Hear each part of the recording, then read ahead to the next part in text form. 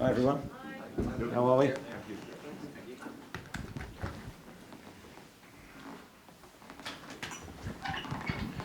afternoon and welcome Hi. to St James's Park.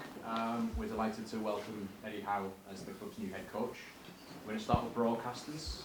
This section will be live for around 20 minutes and we'll begin with Keith Downey at Sky Sports News. Hi Eddie. Hi Keith. Hiya. Welcome to Newcastle. How does it feel to be the man at the wheel of what many are calling the richest club in the world?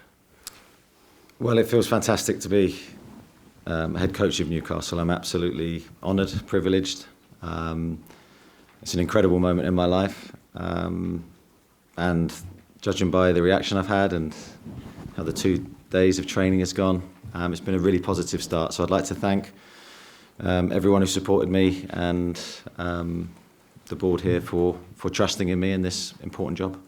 You've had other options in the last 15 months since you left Bournemouth. Why Newcastle? Everything just felt right. It really did. I mean, the pull of the club is huge. The size of the club, the history of the club,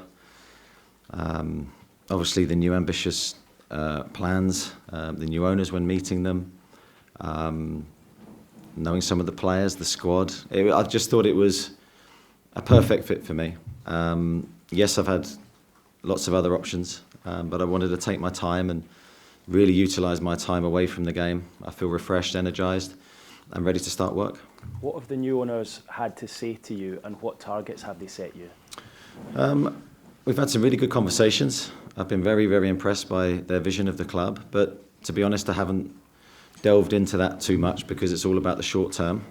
Obviously the position of the team. We need to try and address that very quickly and move up the league, and the aim is to stay in the league, is to avoid relegation. That's what I'll be working towards, and that's really my main focus at the moment. Everything else can wait for another day. Are you confident that you can save the side from relegation, and if so, what will it take? Absolutely confident that we can, but I make no promises on that. All I can do is lead the club to the best of my abilities. I'll give everything to the job. I'll commit 100% every single day to try and bring success to Newcastle for everybody connected with the club. I believe we have the ability within the squad with the players to achieve that aim, but it's going to take a lot of hard work. It's going to take a lot of sacrifice and suffering in terms of the players giving everything that they have to try and commit to the objective that we need. Last one from me, Eddie. Away from the football, you'll be aware of the human rights concerns over in Saudi Arabia. Is that something that you considered on an ethical level before you accepted the job? No, for me, this was a football decision. I'm absolutely delighted to be manager of Newcastle, and that's my only focus. Okay, thank you. Good luck. Thank you. Thanks, Keith. Tom Parmenter, Sky News. Eddie, hello there. Hi. You are a very principled manager. You were one of the first managers to take a pay cut during lockdown.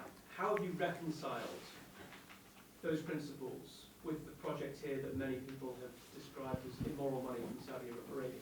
As I said earlier, my focus is football, running the team, managing the players. That's all I'm going to talk about, and that's all I'm going to think about.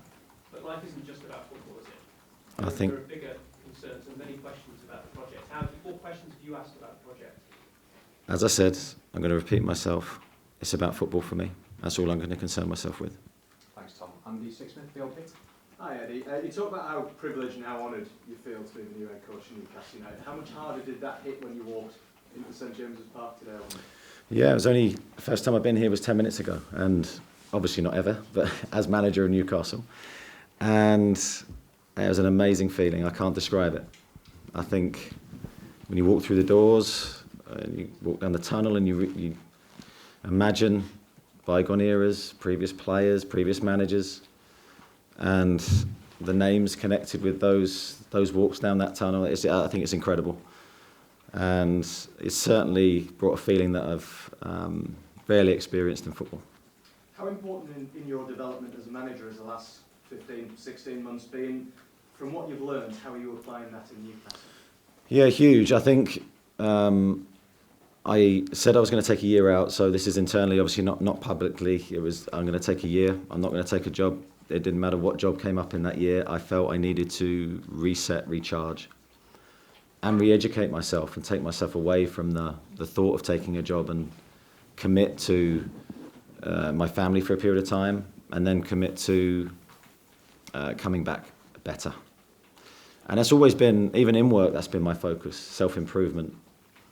Doing that on a day-to-day basis while in work, but I think it's much clearer when you're out of work, when you're out of the emotions that football management can bring, and you can take yourself away into a different place mentally. I've had some fantastic visits. Once COVID rules allowed, I've been out and about here, there and everywhere.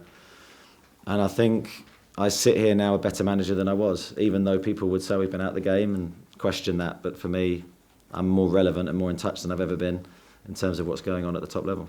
And given your experiences at Bournemouth in particular, how well matched do you think your qualities are to the situation Newcastle currently find themselves in? Well, I think my experiences at Bournemouth were so unique.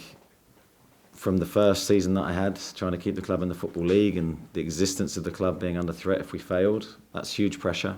That's a football club going out of existence, and I really felt that pressure. I lived it every day, and what a great education is your first job, and taking those expectations on your shoulders. Learned so much from that, and then a transfer embargo for a year, so having to work with no funds. We got promoted that year, but it was a dramatic turnaround that taught me to try and get the best out of the tools you have, not to seek the transfer market as your only solution to success. I won't go through each season, but almost those principles have lasted with me to this point now, and I think that will help me so much in this job.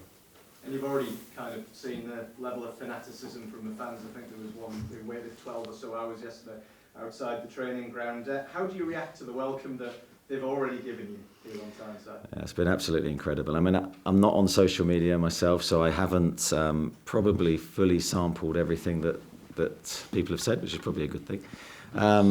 But the level of excitement, the level of respect shown to me, the level of interest in the team and the players and the club, it's a new experience for me.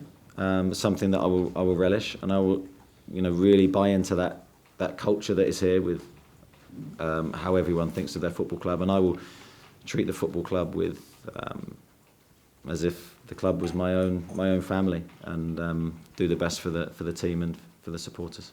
Thanks. Thank you. Thank you, Andy. We'll take a question from Zoom. Alistair McGowan, BBC Sport. Hi, Eddie. Hi. I was just wondering, I know it's early days, but will you and your family be permanently moving to the northeast?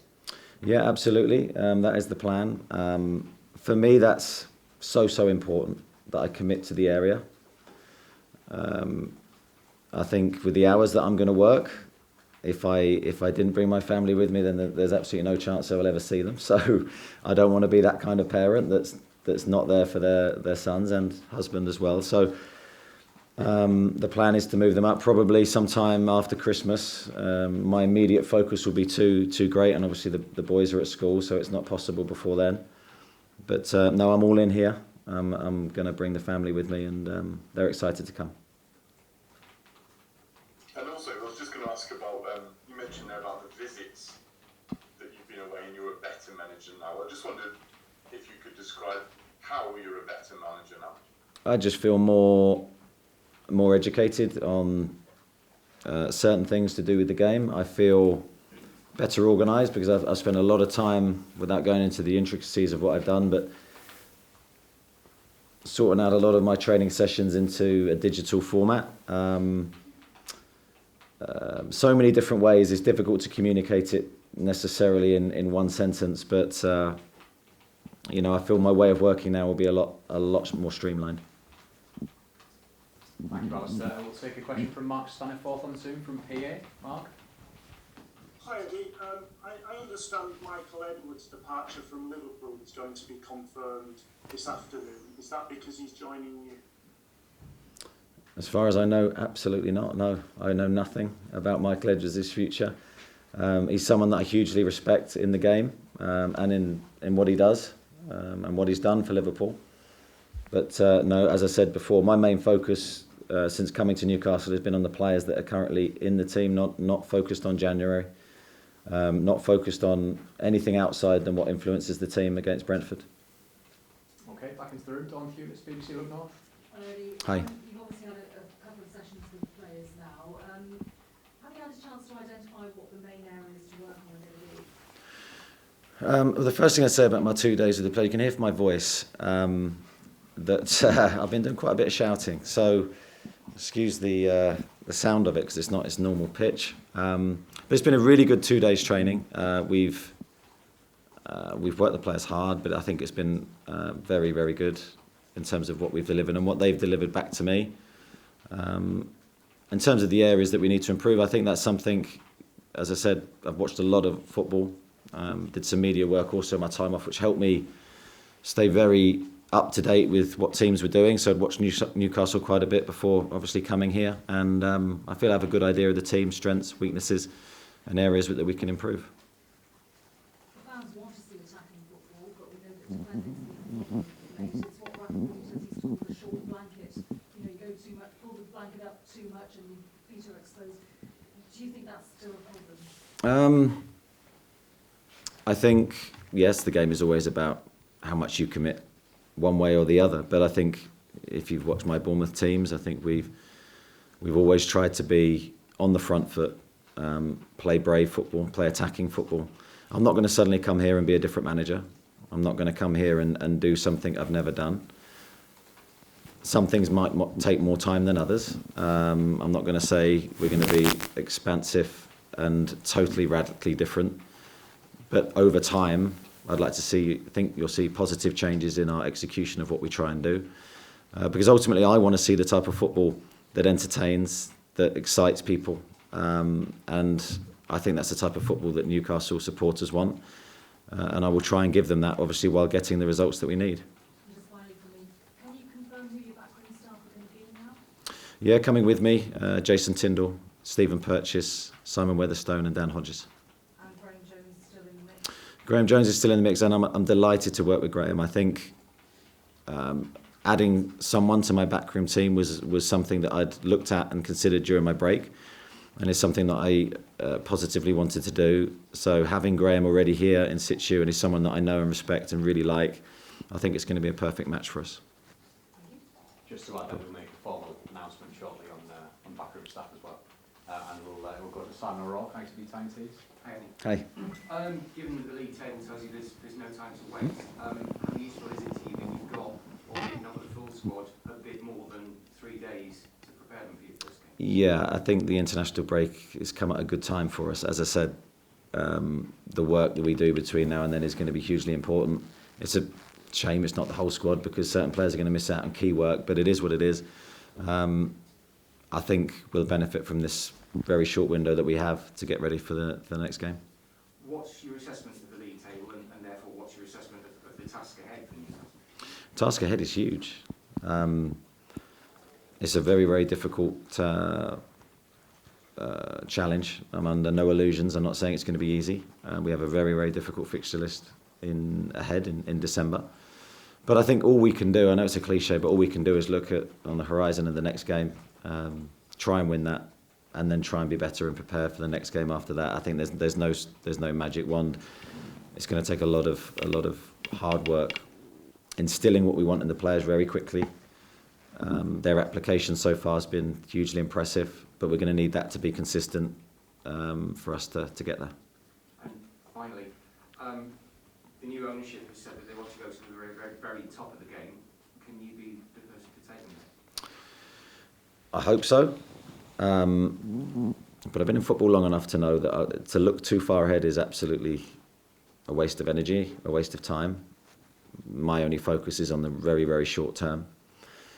I've always had a style of management that while I look very, very short term, I always have an eye on the horizon of the best interests of the football club. So certain planning needs to take place for, obviously, transfer windows, putting things in place, improving infrastructure, improving the academy, working with young players. So there's a long-term view to what we do.